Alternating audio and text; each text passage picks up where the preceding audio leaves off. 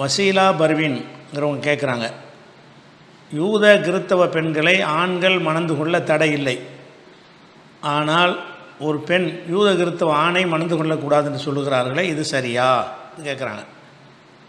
இது முன்னரே விரிவாக நம்ம விளக்குன ஒரு விஷயந்தான். அதாவது யூத கிறித்தவ பெண்களை ஆண்கள் மணந்து கொள்ள தடை இல்லைங்கிறது இருக்குல்ல, அது அப்போ முழுசும் சரியில்லை, அது கொஞ்சம் பாதி அளவு தான் சரி. ஏன்னு கேட்டால், வேதம் கொடுக்கப்பட்டவர்களை மணந்து கொள்ளத்தான் அல்ல அனுமதிக்கிறான், யூத கிறித்தவர்கள்ட்ட சொல்லி அனுமதிக்கலை. வேதம் கொடுக்கப்பட்டவர்களை மணந்து கொள்வதற்கு தடை இல்லை. வேதம் கொடுக்கப்பட்டவர்கள்டா யார் என்று கேட்டால், தௌராத் என்ற வேதம், இஞ்சில்ங்கிற வேதம் தான் அப்போ இருந்தது.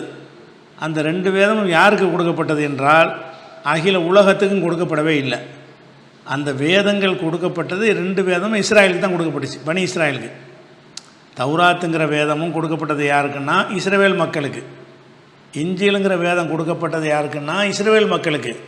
அப்போ இஸ்ரவேல் மக்களாக இருந்தால் தான் அகில கிதாபில் வருவாங்க. மற்ற கிறிஸ்தவர்கள் நாங்களும் கிறிஸ்தவர்னு சொல்லி கொண்டாலும் அவங்களுக்கு அந்த வேதம் கொடுக்கப்படலையே. யாபனி இஸ்ராயில இன்னி ரசூலுல்லாஹி இலைக்கும், இஸ்ரவேல் மக்களை நான் அல்லாஹ்வுடைய தூதராக அவங்கள்ட்ட வந்திருக்கிறேன் அப்படின்ட்டு இஸ்ராயல் மக்களை கூப்பிட்டு தான் ஈசா நபி சொன்னதாக குர்ஆனும் சொல்கிறது. அவங்க பைபிள்லேயும் கூட அப்படி தான் இருக்கிறது, இஸ்ரவேல் மக்களுக்கு தான் அனுப்பப்பட்டிருக்கேங்கிறார். அதனால் தௌராத் இஞ்சிலுங்கிற வேதம் அகில உலகத்து மக்களுக்கும் கொடுக்கப்பட்டு இருந்தால் தான் இன்றைக்கி உலகத்தில் வாழ்கிற யூத கிறிஸ்தவர்களெல்லாம் அவங்க வேதக்காரர்கள்னு சொல்லி கொள்ள முடியும். இவங்களுக்கு இந்த வேதம் கொடுக்கவே இல்லை. இவங்க அந்த சமுதாயத்தை திருத்துவதற்கு அதை கொடுத்தோம், அவ்வளவுதான். அப்போ அந்த சமுதாயத்துக்கு கொடுக்கப்பட்ட வேதத்தின் காரணத்தினால யாரெல்லாம் இஸ்ரவேலர்களாகவும் அந்த இஞ்சிலை ஏற்றுக்கொண்டவர்களாகவும் இஸ்ரவேலர்களாகவும் தௌராத்தை ஏற்றுக்கொண்டவர்களாகவும் இருக்கிறார்களோ அவங்க தான் அஹ்ல கிதாப். இஸ்ரவேலர்களாக இல்லாமல் இருந்து ஏற்றுக்கிட்டாங்கன்னா, உனக்கு கொடுக்கவே இல்லையாப்பா, உனக்கு கொடுக்காத ஒன்றை நீ உனக்குரியதாக சொல்கிறாயின்னு கேட்டுருவோம். அதனால் இன்றைக்கி உலகத்தில் உள்ள எந்த ஒரு கிறிஸ்தவரையும் நீங்கள் திருமணம் செய்ய முடியாது. இஸ்ரவேலில் இருந்தவங்க இஞ்சிலை ஏற்றுக்கொண்டு இருந்தாங்கன்னு சொன்னால் அவங்கள திருமணம் பண்ணலாம். ஏன்னு கேட்டால், இஞ்சில் இஸ்ரவேலுக்கு தான் கொடுக்கப்பட்டுச்சு, தௌராத்து இஸ்ரவேலுக்கு தான் கொடுக்கப்பட்டுச்சு. இது குறித்து நீங்கள் கூடுதல் விவரம் நீங்கள் தெரிந்து கொள்ள விரும்புனீங்கன்னு சொன்னால், திருக்குரான் தமிழாக்கத்தில் விளக்கங்கள்னு நம்ம லிஸ்ட்டு போட்டு குறிப்பு 500க்கு மேற்பட்ட விளக்கங்கள் இருக்கிறது.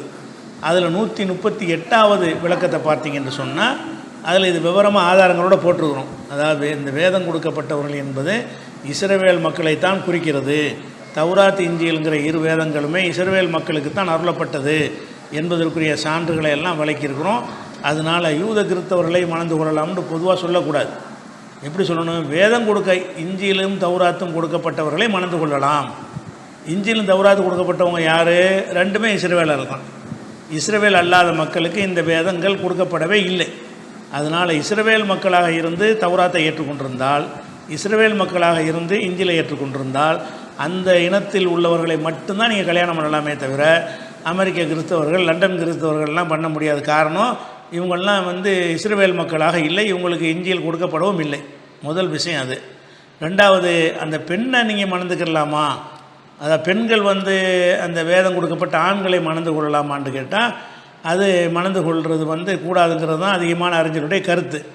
அதில் ரெண்டு விஷயம் சொல்லுவாங்க. ஒரு விஷயம் என்னென்னு கேட்டால், அந்த 5 வசனத்தில் சொல்லும் பொழுது, ஒல் முஹசனாத்து மினல்லதீன ஊத்துல் கித்தாப மின் கபலிக்கும், உங்களுக்கு முன்னர் வேதம் கொடுக்கப்பட்ட சமுதாயத்தில் உள்ள கற்பொழுக்கம் உள்ள பெண்களையும் நீங்கள் மணந்து கொள்ளலாம்னு பெண்கள்னு தான் வந்திருக்குது, ஆண்கள்னு வரல என்ற காரணத்தை வைத்து பெண்களை தான் இங்கே அனுமதிக்கிறாங்க அப்படின்னு சொல்லுவாங்க. ஆனால் திருமணத்தை பேசும்போதெல்லாம் பெண்கள்னு தான் வரும், அது ஆண்களை தான் குறிக்கும். ஸோ ஆண்களை பற்றி தான் எல்லாமே பேசுது. அம்மா கல்யாணம் பண்ணாத, அக்காவை கல்யாணம் பண்ணாதன்னு சொல்லி குர்ஆனில் இருக்குமே தவிர, எப்படி இருக்காது, அண்ணனை கல்யாணம் பண்ணாத, பாப்பா கல்யாணம் பண்ணாதன்னு இருக்காது. இதை சொன்னால் அதில் அடங்கிருங்கிறதுனால ஒன் சைடு தான் சொல்லப்பட்டிருக்குது. அதனால் பெண்களை கல்யாணம் பண்ணலாம்னு தான் அந்த வசனத்தில் இருந்தாலும், கல்யாணத்தை பற்றி பேசும்போது ஆண்களை நோக்கி தான் பேசப்படுற காரணத்தினால மூமினான பெண்களை கல்யாணம் பண்ணுறதை பற்றி இதே வசனம் பேசுகிறது. அதில் ஒல் முஹசனாத்து மினல் மூமினாத்தி, மூமினான பெண்களை நீங்கள் கல்யாணம் பண்ணலாம்னு இருக்குது. அப்படின்னா என்ன அர்த்தம்? மூமினான ஆண்கள் மூமினான பெண்களை கல்யாணம் பண்ணலான்ட்டு அதுவும் அடங்கித்தானே இருக்குது. அதனால் இந்த வசனத்தை வச்சு அப்படி சொல்ல இயலாது. அதே நேரத்தில் இந்த திருமணத்தை அனுமதிக்கிற வசனம் என்ன செய்யுதுன்னு கேட்டால், ஒரு கண்டிஷனை சொல்லுகிறது. என்ன கண்டிஷன் கேட்டால், இந்த 5 வசனத்தில் தான் இது அனுமதிக்கப்படுகிறது. அதாவது வேதம் கொடுக்கப்பட்டவர்களுடைய பெண்களை மணந்து கொள்ளலாம்ங்கிற ஒரு விஷயம் 5வது சூறாவில் 5வது வசனத்தில் தான் சொல்லப்படுகிறது.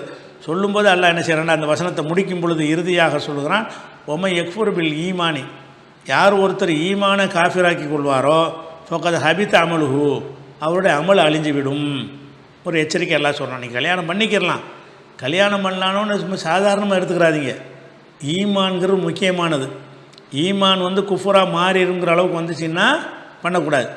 உனக்கு இஸ்லாத்தில் முழு நம்பிக்கை இல்லை, தடுமாறுறவனாக இருக்கிற, அறகுறையாக இருக்கிற, நீ போய் கல்யாணம் பண்ணின்னா நீ அங்கிட்டு மாறிடுவேன்னா நீ பண்ணக்கூடாது. முக்கியம் அந்த கல்யாணத்தை அனுமதிக்கும் போது இந்த எச்சரிக்கை எதுக்கு எல்லாம் சொல்கிறான், கல்யாணத்தை அனுமதிக்கிறான். அனுமதிச்சுட்டு என்ன செய்கிறான்னா, ஒமை யக்குஃபுர், ஈமானு குஃபுருக்கு என்ன கல்யாணம் தானே பேசப்படுது, ஈமானு குஃபுருக்கு என்ன சம்பந்தம் இருக்குது, தான் சம்பந்தம். என்ன சம்பந்தம், ஒமை யக்குஃபுர் பில் ஈமானி, ஈமானை எவர் காஃபிரா குஃபுராக மாறி விடுகிறாரோ ஃபக்கத் ஹபித் அமலுஹு, அவருடைய அமல் அழிந்து விட்டது. ஒஹுவஃபில் ஆஹிரத்தி மினல் ஹாசிரீன், மறுமையில் அவர் நஷ்டவாளிகளில் உள்ளவராக இருப்பார். மறுமை நாசமாக பேரும் பார்த்துக்க. அப்போ இந்த திருமணத்தை அனுமதிக்கும் பொழுது அல்லாஹ் என்ன செய்கிறான்னா, ஒரு நிபந்தனையோடு அனுமதிக்கிறான், ஒரு கடுமையான எச்சரிக்கையோடு அனுமதிக்கிறான். என்ன எச்சரிக்கை என்று கேட்டால், நீ கல்யாணம்னு ஒன்றுக்குள்ளே ஒன்று ஆயிரும் பொழுது அவங்கள சார்ந்தே நீ எல்லாத்தையும் மாற்றிக்கிற ஆளாக இருக்கலாம். அப்படிப்பட்ட ஒரு பலவீனமான இருந்தால் நீ போய் கல்யாணம் பண்ணிவிட்டு நீ கிறிஸ்தவனை மாறி போயிடாத. உனக்கு அப்படி உறுதியை யாராக இருக்குன்னு நீ ரொம்ப ஸ்டடியாகவும் உறுதியாகவும் ஈமானை நமக்கு இழக்க மாட்டோம் அப்படிங்கிற மாதிரி உள்ளவர்களுக்கு தான் இது அனுமதியை தவிர, பலவீனமான ஈமான் உள்ளவர்களுக்குலாம் அந்த அனுமதி கிடையாது. அதே மாதிரி இந்த விஷயத்தில் பெண்கள் கூடுதலாக அவங்க என்ன செய்வாங்க, ஈமான குஃபரா மாற்ற வாய்ப்பு இருக்குது. நீங்கள் பெண்களாக இருந்து கொண்டு முஸ்லீம் அல்லாத வேதக்காரரை கல்யாணம் பண்ணிங்க என்று சொன்னால் கணவனை சார்ந்தே போவது என்பது அதிகமான பெண்களுடைய ஒரு இயல்பாகவே இருக்கிறது. சாதாரணமாக மாற்றிக்கிடுவாங்க கணவனுக்காக வேண்டி. அப்படிப்பட்ட ஒரு நிலையில் இந்த மாதிரி பெண்கள் போய் அந்த வேதம் கொடுக்கப்பட்டவரில் போய் ஆண்களை கல்யாணம் பண்ணாங்கன்னு சொன்னால் அனுமதி தான், அது தடையெல்லாம் இல்லை, இந்த வசனத்தை வச்சு தடுக்க முடியாது தான். ஆனால் ஈமானை குஃபராக்கி கொள்ளக்கூடாது என்ற எச்சரிக்கையை பேண இயலுமானா பெண்களுக்கு கஷ்டம்.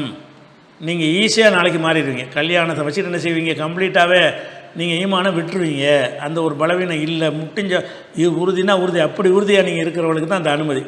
ஆணாக இருந்தாலும் பெண்ணாக இருந்தாலும் இஸ்லாத்தின் மீது அதிக உறுதியாகவும் இந்த திருமணத்தின் காரணமாக இஸ்லாத்தினுடைய எந்த அம்சத்தையும் விட்டு கொடுக்க மாட்டார் என்கிற அளவுக்கு தெளிவாகவும் யார் இருக்கிறார்களோ அவங்களுக்கு அனுமதி. அந்த வகையில் பார்த்தீங்க என்று சொன்னால் ஆண்கள் இதில் கவனமாக இருக்க வேண்டும், பெண்கள் இன்னும் கொஞ்சம் கூடுதல் கவனமாக இருக்க வேண்டும்.